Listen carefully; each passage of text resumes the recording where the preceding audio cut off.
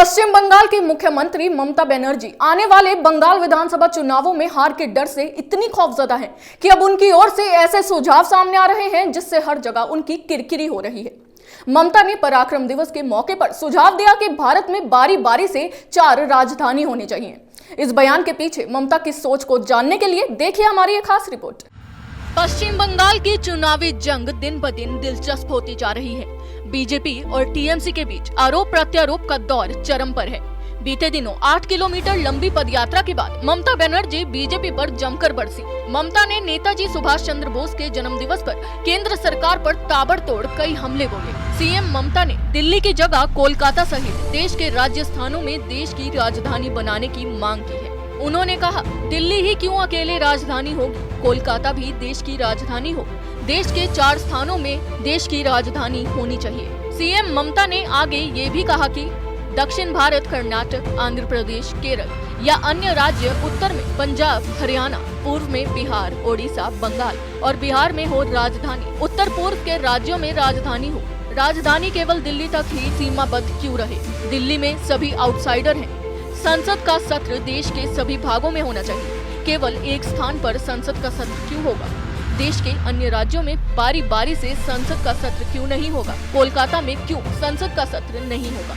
ममता यही नहीं रुकी। ममता दीदी ने तो देश के स्वतंत्रता संग्राम में बंगाल के योगदान भी गिनवाने शुरू कर दिए। ममता बनर्जी ने कहा, बंगाल का देश के स्वतंत्रता संग्राम में काफी योगदान रहा है। बंग आंदोलन की शुरुआत बंगाल से हुई है। बंगाल कभी भी किसी के सामने सर नहीं झुकाया था और कभी भी सिर नहीं झुकाएगा।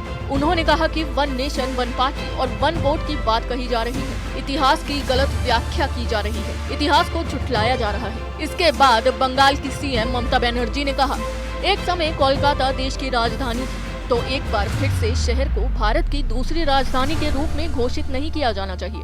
कोलकाता को देश की दूसरी राजधानी बनानी ही होगी। इस सब से ये नजर आ रहा है कि ममता को ऐसा लगता है कि 4 राजधानी के सुझाव से बंगाल की जनता के मन में ममता के प्रति संवेदना का भाव पैदा होगा।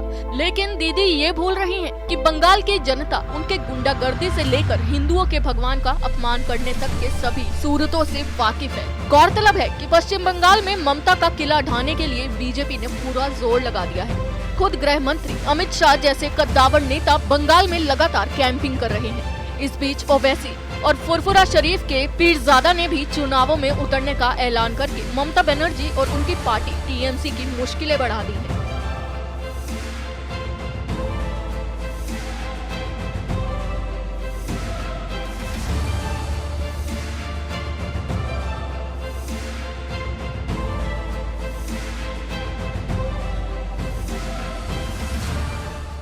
भाजपा की पश्चिम बंगाल के चुनावों में एंट्री क्या हुई? बंगाल मानो ममता के हाथ से फिसलने लगा। लेकिन ममता की ओर से खेले गए इस दाव से भी बंगाल की जनता पूरी तरह से वाकिफ है और जनता को बेशक सही और गलत के बीच का फर्क अब पता चल गया है। फिलहाल के लिए बस इतना ही। आप देखते रहिए कैपिटल टीवी। नमस्कार। अगर आपको हमारा वीडियो पसंद आया हो तो इसे लाइक करें, हमारे चैनल को सब्सक्राइब करें और हाँ, बेल आइकन दबाना ना भूलें ताकि आप तक हमारे वीडियो की नोटिफिकेशन पहुंचती रहे। आप अपना सुझाव हमें कमेंट बॉक्स में दे सकते हैं। हमारे साथ जुड़ने के लिए शुक्रिया।